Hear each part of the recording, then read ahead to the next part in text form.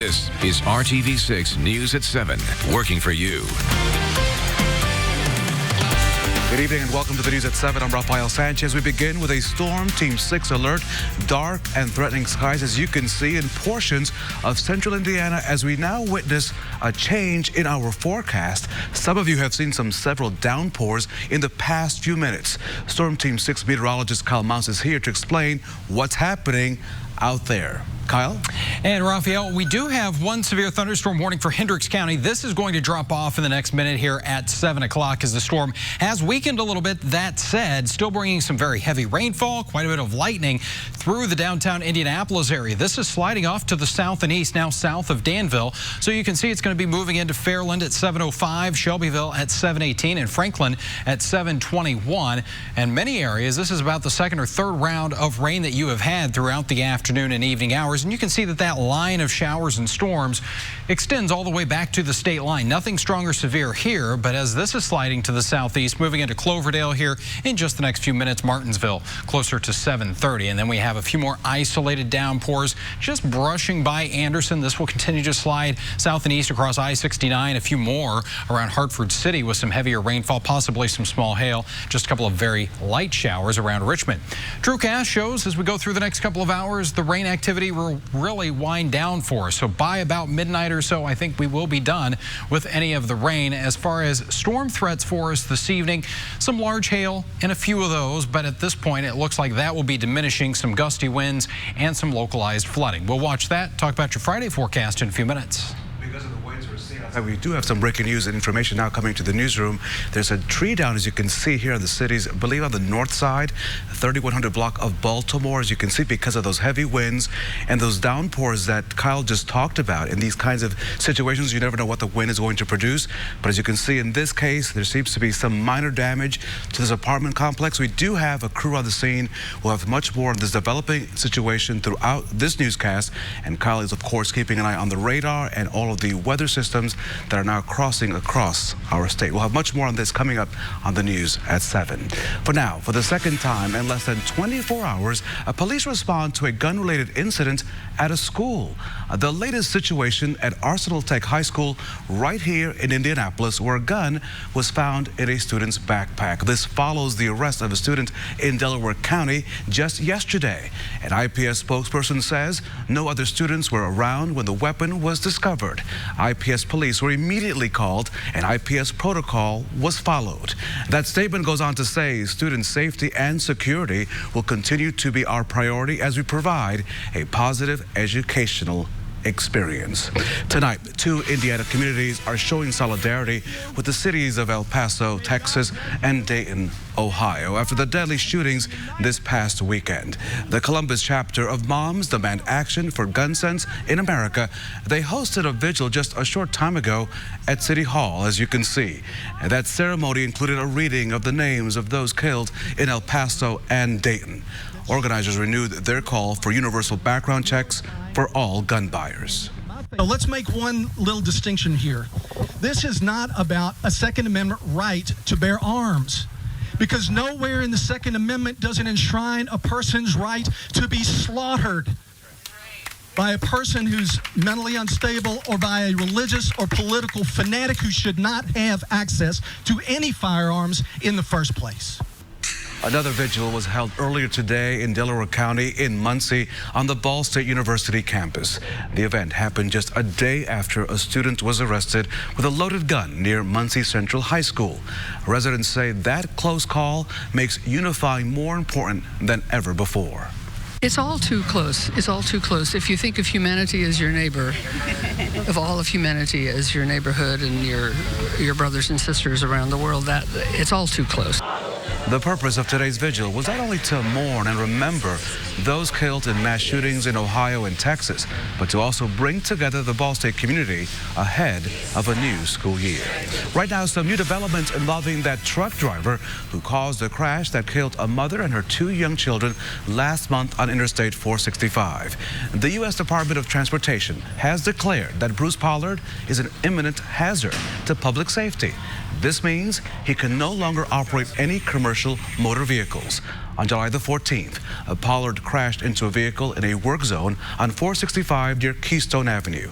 Prosecutors say Pollard was speeding when he rear-ended Elena Kuhn's vehicle. She died along with her twin girls. He's charged with reckless homicide, and the transportation officials say Pollard has a record of unsafe driving. The Anderson man, accused of shooting his pregnant girlfriend, is now charged with murder and feticide. Investigators say that Skylar White shot his girlfriend, Alexis Wasson, in the head back on August the 2nd. Wasson was 21 weeks pregnant with twin boys. The first unborn twin died on Tuesday. The second unborn twin died Wednesday afternoon. Wasson has remained on life support at the hospital since that shooting, although doctors say she has no brain activity. White allegedly told his mother the shooting was an accident. The state has revoked the teaching license of an Indianapolis aide accused of bringing a gun to school. Dominique Squire's substitute teaching license is now revoked for at least the next 3 years. A record shows she brought a loaded gun in her purse to Charles Tinley Accelerated School, which is in Indianapolis. Squires, was convicted of carrying a handgun without a license and sentenced to probation. We were not able to reach her for comment. The school says she was fired. She will be able to apply for reinstatement in 3 years. There's a fight being waged about what to do about the federal minimum wage. The U.S. Senate must decide the future of a House proposal seeking to increase that to $15 an hour.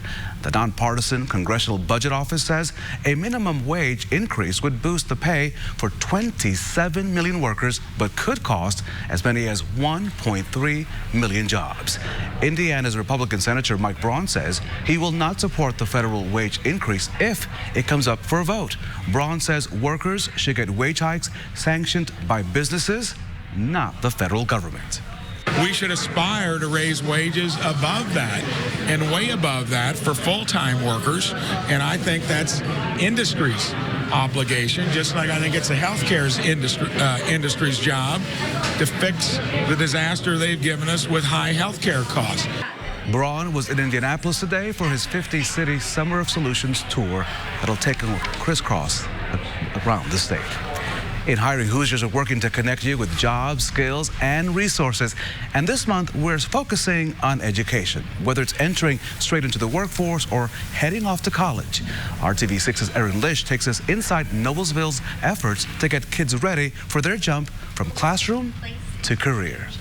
Noblesville student Jack Judy looks up his internship at Ambassador Medical, learning the process of creating medical equipment. I'm looking forward to working with people who are in the field, who can teach me more about engineering, and so they can help me make the final decision of, is this something I want to pursue in college? He's one of more than 300 seniors at Noblesville High in the internship program. Our goal is to make them marketable and more competitive in the long run as they pursue their career pathway. They can leave school for their internships for up to 3 hours every other day. The Chamber of Commerce says students are providing new insight for businesses. Things like social media that were probably not on the radar screen of most businesses, a decade ago. Now they have to do something and they're not sure what to do. And these students are helping those businesses work through all those ideas. One former student who interned with the city's planning and development team says this helped her grow. It really brought me out of my shell. I had to go in and meet all these new people in an office, kind of learn to ask for help in things that I didn't understand. Jack hopes to have the success like Abigail, who's now in college for architecture, thanks to this internship program. I know so many people who have switched majors because they didn't know what it truly entailed, what their major meant. And this program has really helped me find out what I wanted to do. Working for you, Erin Lish, RTV6. The Noblesville Internship Program allows these students to also grow their soft skills, including responsibility, initiative, as well as confidence. You can find more information on this and all the other resources profiled in our Hiring Hoosiers site at hiringhoosiers.com. Tomorrow, you can find out if those scooters you see everywhere are worth your time. On Friday, the city is hosting safe riding events in partnership with Bird and Lime. This is your chance to learn how to responsibly ride and park all those scooters. This all takes place tomorrow from 11 a.m. until 1 p.m. And we are continuing to track some strong storms across central Indiana. One moving southeast of Indianapolis right now. There you can see heading into the Edinburgh area around 7:35 with some small hail, heavy rainfall. We'll take you through your Friday in just a few minutes. You're watching RTV6 News at 7. Indiana. This is RTV6 News at 7, working for you. The National Kidney Registry just announced a new program to reimburse donors in hopes of getting more people to donate. This is called Donor Shield. People who donate through the non-for-profit can be reimbursed for lost wages, transportation, as well as lodging. That includes any caretaker expenses as well. Donor Shield could make donating a lot more feasible for a lot more people. A recent study found the average donor spends more than $8,000 on travel, lodging, and lost wages. One of Hollywood's best-known bad guys just became a real-life hero. Actor Danny Trejo is known for playing some cutthroat killers in such films as Machete Kills, and this week he showed his heroic side when he rushed to save a child trapped inside a car after a crash in Los Angeles. Two cars, they slammed into each other, causing one to flip over, trapping the child and woman inside. Trejo, who happened to be in the area, says he and a bystander worked together to get that baby out. I called in, I couldn't get the baby out. She got in and undid the seatbelt. I pulled the baby out the other side.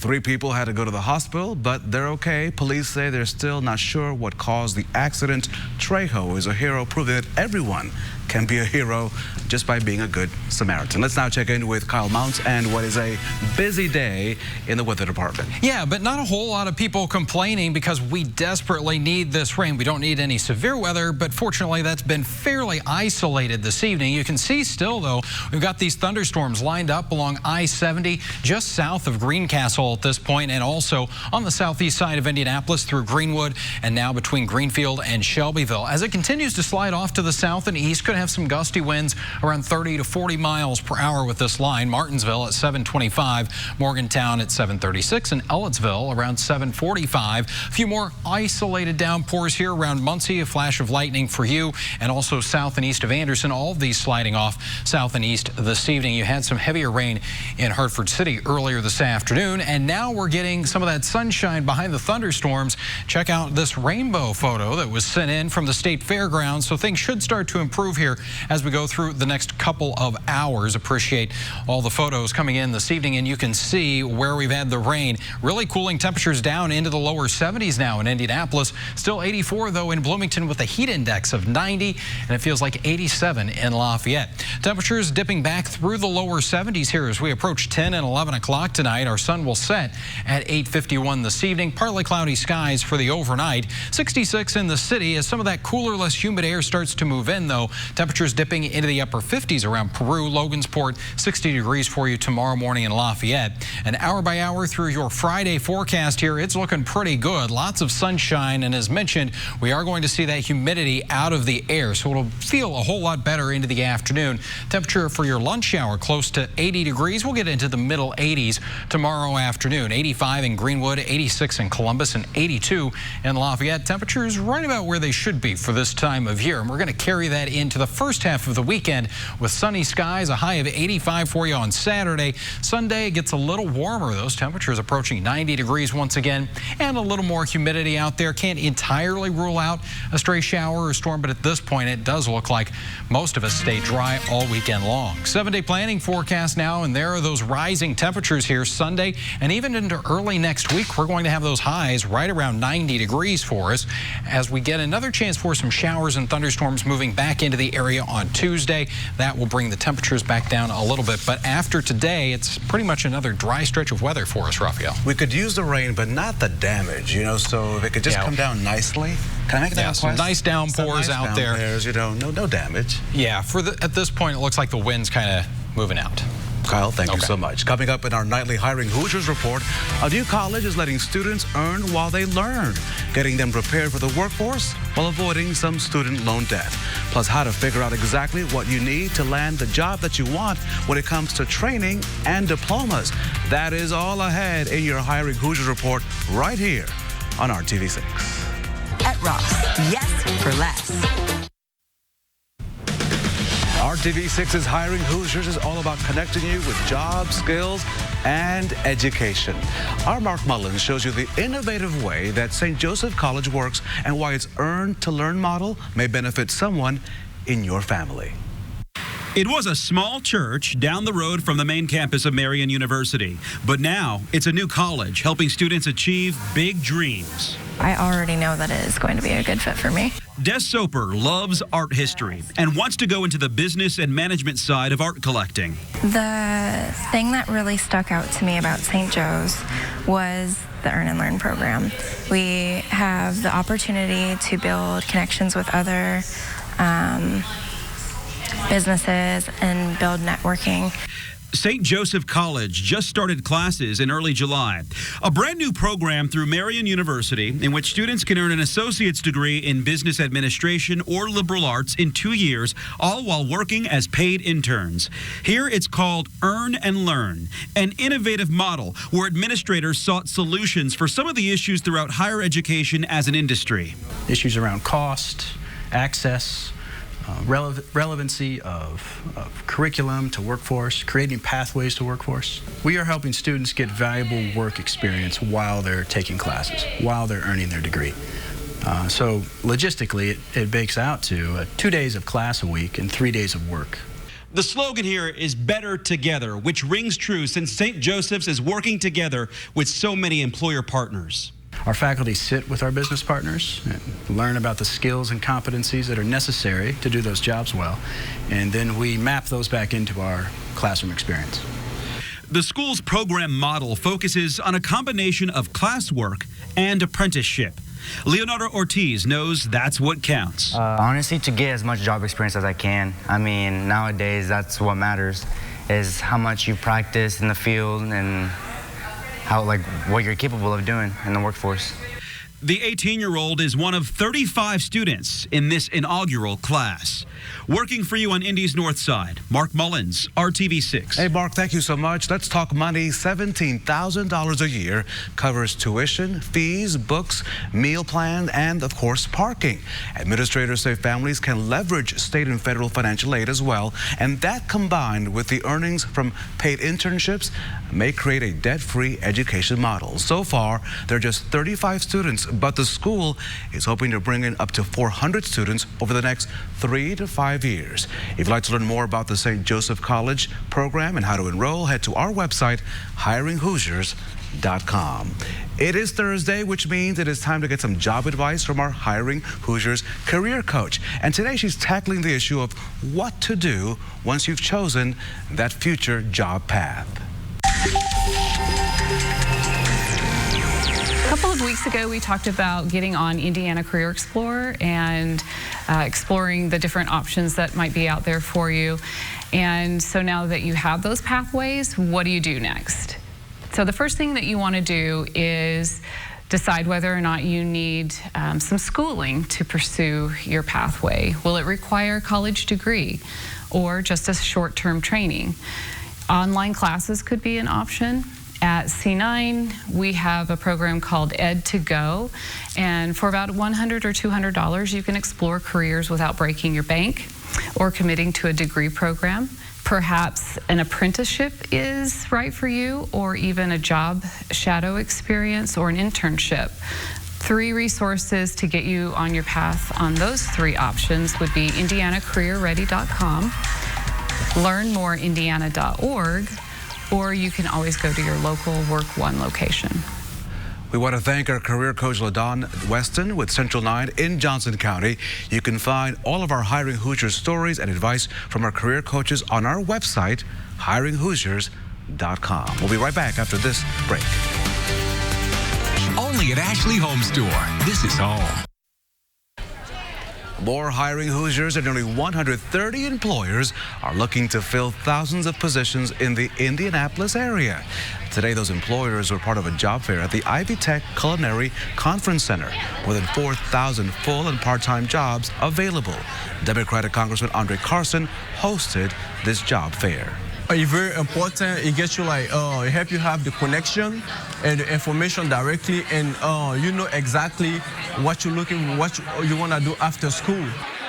Good luck to all those who applied. More than 60% of employers who attended the job fair will be offered tuition benefits for working students. Kyle, one more look at that forecast. Yeah, we still have some downpours out there that we're tracking on Storm Team 6 radar for you. You can see now we have a new severe thunderstorm warning as well for portions of Shelby County, eastern Johnson County until 8 o'clock. Some wind gusts possibly around 60 miles per hour there, and that line of thunderstorms stretching back into northern Owen County, moving into Spencer. Power up that Storm Shield app to keep track of those storms. Kyle, thank you. More news tonight, of course, at 11 with Amanda and Mark. You have a great evening, and he'll keep an eye on the radar. Good night.